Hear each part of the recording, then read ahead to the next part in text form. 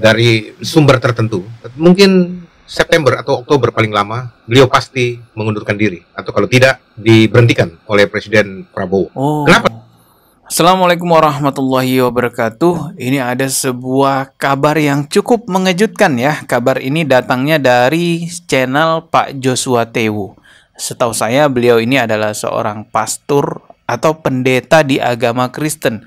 Beliau membuat video dengan judul seperti ini. Menteri Agama Profesor Dr. Nasaruddin Umar dipastikan mundur paling lambat bulan Oktober 2025. Kenapa? Tanda tanya gitu ya. Kenapanya? Teman-teman bisa perhatikan di sini ada kalimat dipastikan mundur. Bahkan ditentukan ini bulannya. Paling lambat Oktober 2025. Wah, ini infonya dari mana? Coba kita lihat nih videonya. Selamat malam, saya ingin menyampaikan satu hal penting. Masih berkenaan soal Kementerian Agama, khususnya Menteri Agama yang menurut saya sangat intoleran dan tidak adil. Sangat intoleran dan tidak adil katanya. Tapi beberapa waktu yang lalu Pak Nasaruddin Umar bahkan sampai mencium kepalanya Paus Fransiskus ya. Banyak orang-orang bilang, wah ini Menteri Agama yang sangat toleransi banget nih ya. Walaupun pada saat itu ya saya juga memprotes hal tersebut ya. Tetapi Pak Joshua Tewu mengatakan justru Menteri Agama yang sekarang yaitu Profesor Dr. Nasaruddin Umar intoleran gitu. Kenapa nih? Coba kita lihat lagi videonya. Beberapa yang saya dapati dan membuat saya cukup tercengang, terutama soal dana 78 triliun. Oke, ini masalah dana ya. Untuk anggaran Kementerian Agama pada tahun 2025, namun sebagian besarnya itu diserap oleh Sekjen Kementerian Agama RI dan yang paling menakjubkan adalah Direktorat Jenderal Pendidikan Islam. Jadi dana 78 triliun yang ada pada Kementerian Agama lebih banyak diserap oleh pihak agama Islam dalam Kementerian Agama itu. Namun ada hal yang saya juga ingin sedikit rewind. Kenapa banyak pihak sekarang menginginkan Menteri Agama mundur? Pak Profesor Dr. Nasaruddin Umar mundur sebagai Menteri Agama Republik Indonesia karena semasa beliau menjabat, representasi kinerja beliau itu sangat intoleran. Lagi-lagi intoleran diulang berkali-kali ya. Walaupun pencitraan diri beliau itu sangat toleran, tetapi sebenarnya dalam praktek kepemimpinan beliau itu sangat intoleran. Sangat intoleran ya. Berulang-ulang dikatakan bahwa Pak Nasaruddin Umar ini intoleran walaupun pencitraan dirinya seolah-olah terlihat toleransi gitu ya.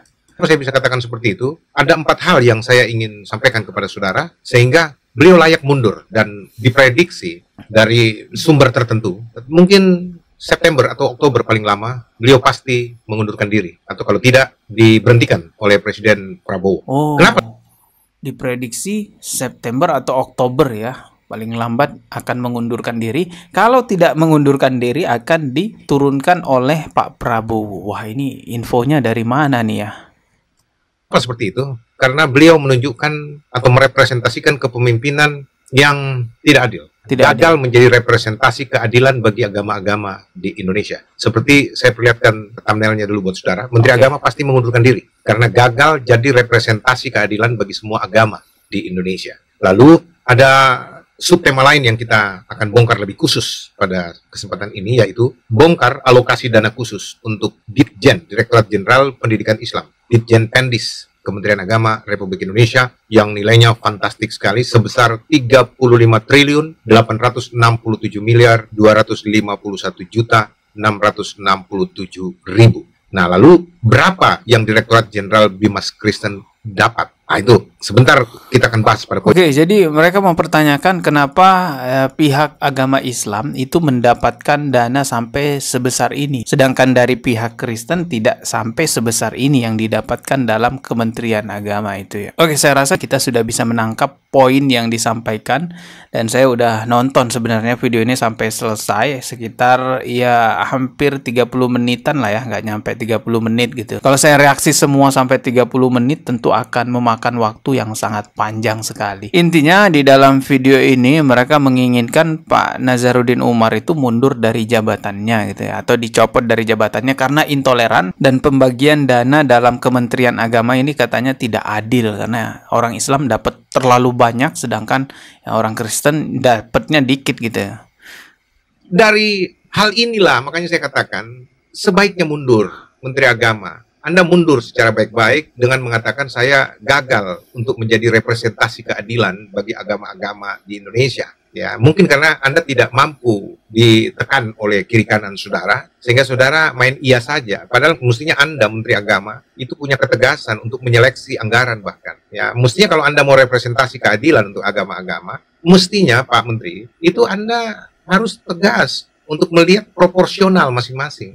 Dan saya mau katakan 1 triliun itu jauh dari cukup untuk membiayai seluruh program kekristenan. Dan untuk 70 triliun itu jauh melebihi kecukupan untuk membiayai semua program Kementerian Agama Islam di seluruh Indonesia. Ya, asal digunakan dengan tepat tidak sampai 70 triliun. Tetapi saudara-saudara, Direktorat Jenderal Bimas Kristen itu membutuhkan dana minimal 10 triliun. Kalau kita mau bicara kebutuhannya di seluruh Indonesia, belum gereja-gerejanya, belum ormasnya, belum aras gereja nasionalnya, belum pendidikan Kristen, waduh, dari TK sampai dengan universitas, itu sangat banyak Pak. Itu membutuhkan anggaran yang sangat besar. Belum lagi guru-guru agama Kristen, belum lagi beberapa lembaga-lembaga pendidikan, nggak diberikan lagi anggaran oleh Direktorat Jenderal Bimas Kristen. Oke, jelas ya videonya. Anggaran untuk keagamaan Kristen itu cuma diberikan 1 triliun. Sedangkan di agama Islam itu banyak sekali tadi ya. Bahkan sampai katanya 35 triliun lebih. Inilah yang dipersoalkan dalam video ini.